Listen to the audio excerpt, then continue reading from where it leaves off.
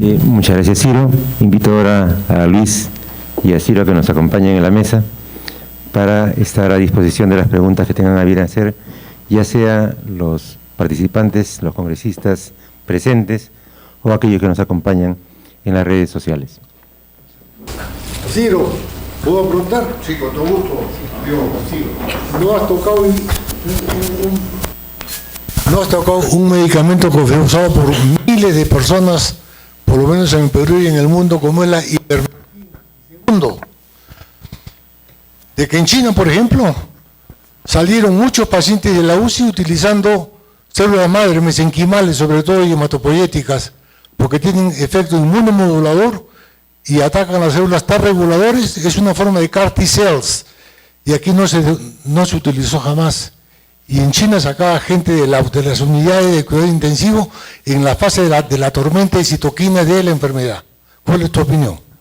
Sí, no toqué el tema de ivermectina, pero me permite tocar un tema que fue tan polémico y tan debatible.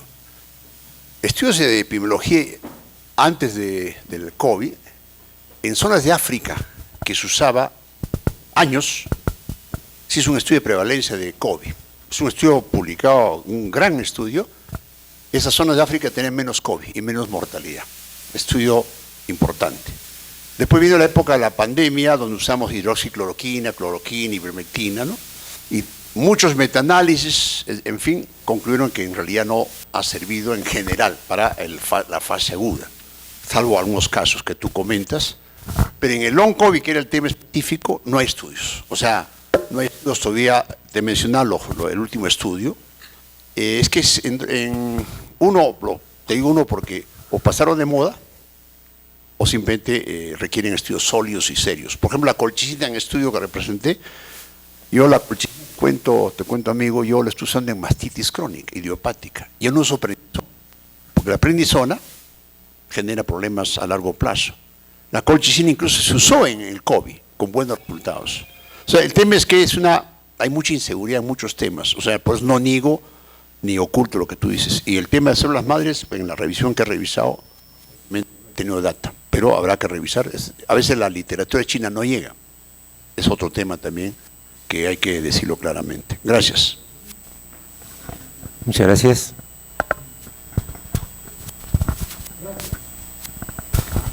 Estamos ante un caso muy interesante. Como microbiólogo, yo entiendo que este virus es excepcional. Y evidentemente, ¿por qué es excepcional?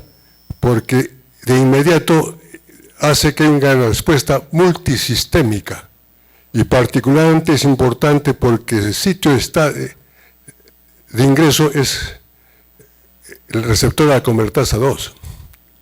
Y entonces esto es multisistémico el RES. Y su respuesta también es, por eso llaman tempestad citoquínicas. ¿Por qué? Porque la reacción que hemos visto en los casos clínicos y clínicamente produce tipo de inserceptibilidad tipo 2, tipo 3 y tipo 4. Por eso produce coagulación intravascular diseminada por complejos inmunes y también produce distrés respiratorio porque los linfocitos T, que no se producen en otros virus, sí se producen en y destruyen el alveolo. Estamos verdaderamente en un caso excepcional dentro de la microbiología y la virología, doctor. Sí, por eso decía en mi introducción que este COVID persistente no se ha escrito nunca en ninguna enfermedad de las antiguas que hemos visto, ¿no? Las encefalitis, glomerulonefritis, ¿no? Eran más específicas. Acá, pues, como es, agarra de todo un poco, ¿no? 200 síntomas, imagine, 200 síntomas. Entonces, pero para la suerte de la ciencia, no, la mayor parte de los que quedan son más leves o moderados, no son tan severos como... Recuerden cuando apareció, después de los primeros meses, los pacientes que habían sobrevivido en UCI, que quedan con miocarditis o disnea, muchos comenzaron a recuperarse, los del corazón especial, que nos asustó. Mi esposa tuvo miocarditis, por ejemplo. Yo estaba asustado. Lo he seguido con los cardiólogos y ha pasado, miren, 4 años y desapareció. Fíjese, entonces incluso había estudios, recuerdo los cardiólogos, que hay fibrosis en el endomiocardio que quedaba, y los estudios han demostrado que son pocos. Los que quedan con daño son los que de UCI, los graves, los adultos mayores, esos sí han quedado con secuelas, como pasa, ¿no? un paciente de neumonía nosocomial con COVID que destrozó, esos quedan o se han muerto o quedan con secuelas. Conozco colegas médicos que les dio trombosis, colegas médicos desahuciados, conozco varios, porque eso ya no es COVID, es un COVID ya que lo dañó de por vida, ¿no? Lamentablemente. Yo tengo 3 colegas médicos con Parkinson, post-COVID.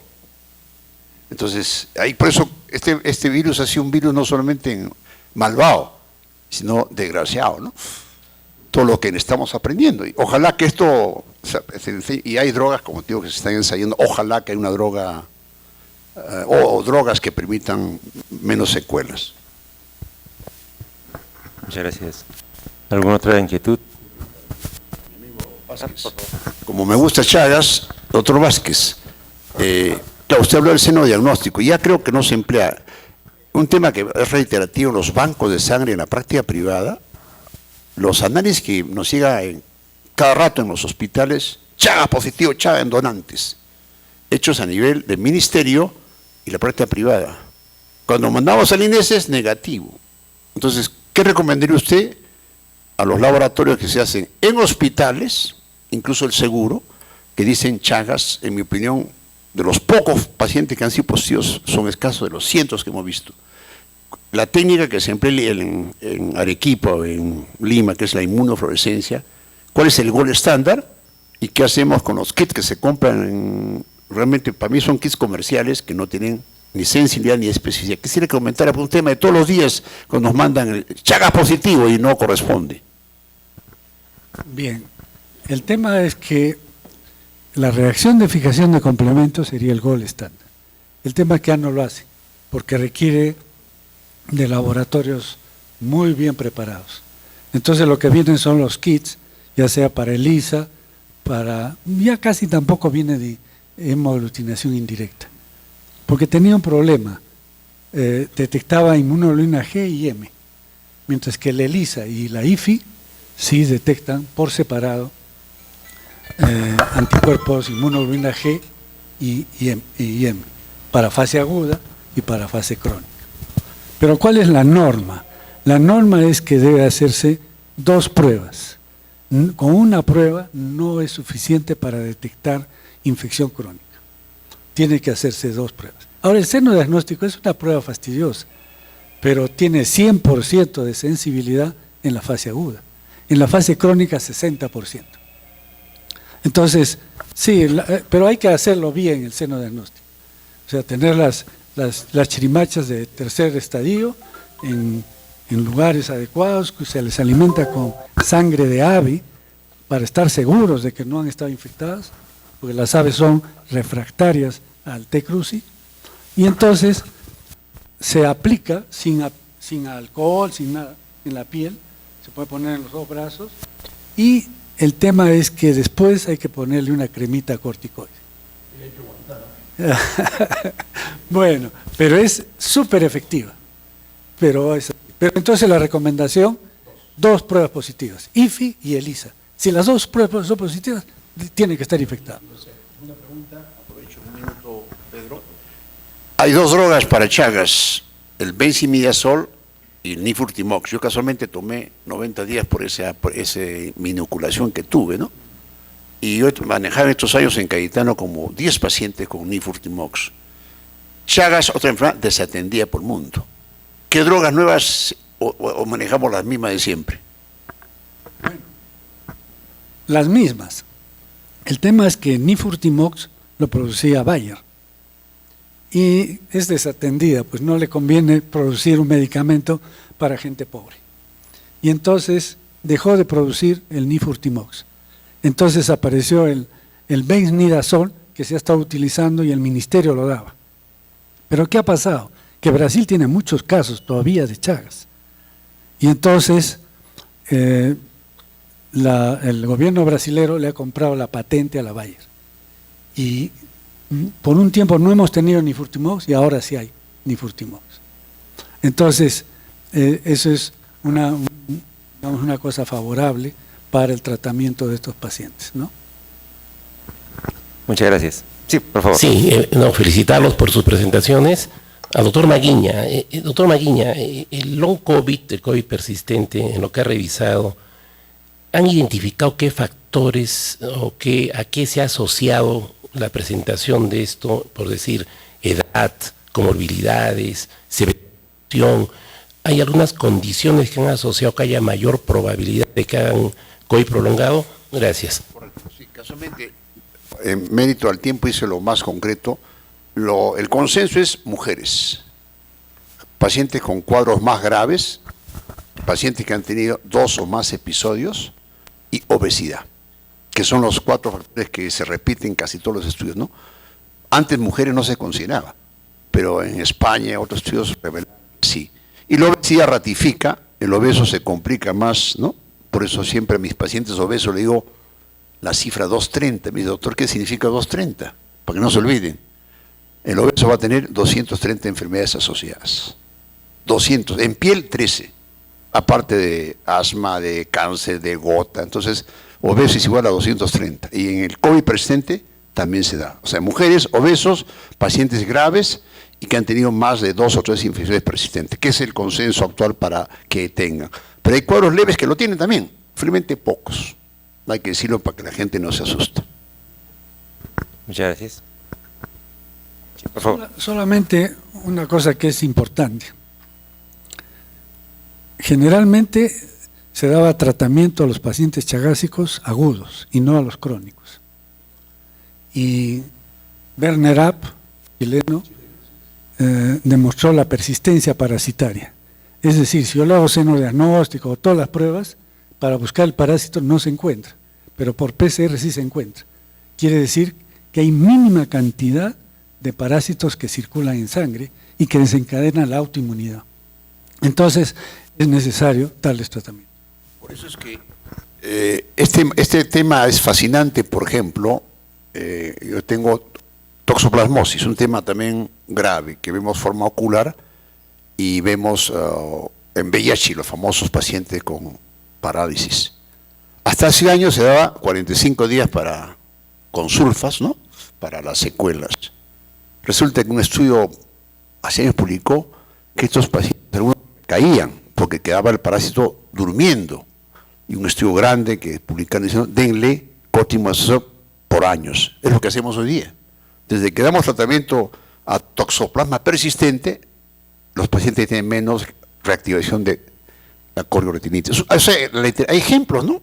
Menciono toxoplasma, por eso creo que en long COVID se empleen terapias virales cuando haya este tipo, como usamos en VIH. O sea, siempre aprendemos de enfermedades crónicas o antiguas como toxoplasma que hoy damos. Ayer vi una paciente que tenía una abogada bilateral, que le dieron solo 6 meses y la paciente ha hecho persistencia 3 episodios. Le ha empezado cotrimoxazol por mínimo 2 años. Muchas gracias. ¿Algún otro comentario, aporte, pregunta? Doctor, Chagas se contagia por transfusiones, he leído que no, ¿cierto? Chagas. Sí se puede contagiar, pero no se ha demostrado. Sí, teóricamente, pero se puede transmitir, pero no se ha demostrado que haya transmisión. Trasplantes, sí.